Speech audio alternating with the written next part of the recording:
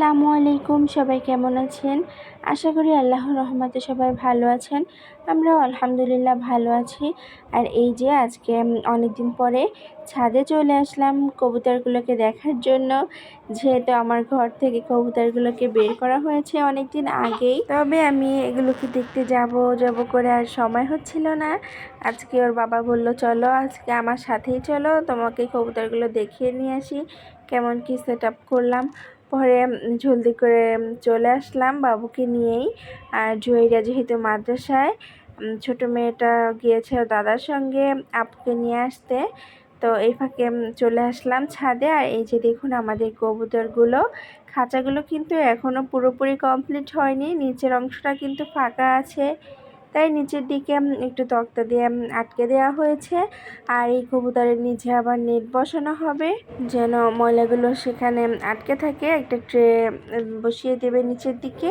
তো আমাদের বাবু কিন্তু মাশাআল্লাহ কবুতরগুলোকে অনেক বেশি পছন্দ করে, খুব সুন্দর মনোযোগ দিয়ে দেখছিল। আর তারপর আমি গিয়েছিলাম একটু নিচে। আমার অনেক শখের জিনিস কিনে আনলাম আজকে। ফুল ভালোবাসে না এমন মানুষ কিন্তু খুঁজেই পাওয়া যাবে না, তবে আমারও অনেক বেশি পছন্দ। আর আমি যেহেতু তেমন একটা বাইরে যাই না বা যাওয়া হয় না, তাই চোখেও পড়ে না সব সময়। আজকে হঠাৎ করে চোখে পড়লো একটা ভ্যানের মধ্যে, আর খুব দ্রুত দৌড়ে গিয়ে সেখান থেকেই দুইটা ফুলের গাছ আর একটা বেগুন গাছ নিয়ে আসলাম। বেগুন গাছটা দেখে তো আমার মাশাআল্লাহ অনেক বেশি ভালো লেগেছে। আমার অনেক দিনের শখ ছিল একটা বেগুন গাছ লাগাবো, কিন্তু বেগুন গাছ আমি কোথাও খুঁজে পাচ্ছিলাম না। যদিও ফুলের গাছ পাই, তার মধ্যে কোনো সবজির গাছ থাকে না। তবে আজকে যে ফুলগুলো এনেছি এর মধ্যে আবার দেখলাম সবজির গাছও ছিল, মরিচ গাছ ছিল। তবে আমি মরিচের বীজ দিয়েই গাছ লাগাতে পারবো, চারা উঠিয়ে লাগিয়ে দিব কিছুদিন পর, তাই আর কোনো মরিচ গাছ কিনে আনিনি। আর এই যে দেখুন মাশাআল্লাহ বেগুন গাছটাতে কিন্তু ছোট্ট একটি বেগুনও ধরেছে। আর আমার তো দেখে এত বেশি খুশি লাগছিল। আমার মেয়ের জন্য এখানে রেখেছি, বারান্দায় নেইনি, ও এসে দেখে যেন অনেক বেশি খুশি হয় এটার জন্যই। আর এই যে দেখুন ফুলের কলিগুলো কেমন একটা বেত ফুলের মতন দেখতে। আর গাঁদা ফুল গাছটাতেও কিন্তু মাশাআল্লাহ অনেক বেশি কলি ছিল, প্রায় 10-12টার বেশি তো হবেই। আর তারপরে এই তো এগুলোকে রেখে আমি এসেছিলাম একটু বিছানা গোছাতে।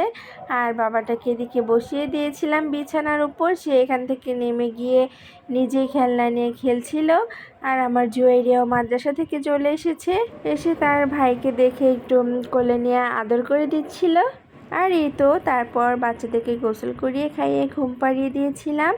আর ওরা সন্ধ্যার সময় ঘুম থেকে উঠেছে, তাই মোমোগুলো একটু স্টিম করে দিলাম। আর এগুলো কিন্তু আমার কেনা ফ্রোজেন মোমো, তবে আমার মেয়ে বলেছে, আম্মু তুমি যেটা বাসায় বানাও সেটাই খেতে বেশি মজা হয়। আর আমার কাছেও তাই মনে হয়েছে, ওদের বাবাও সেটাই বলল।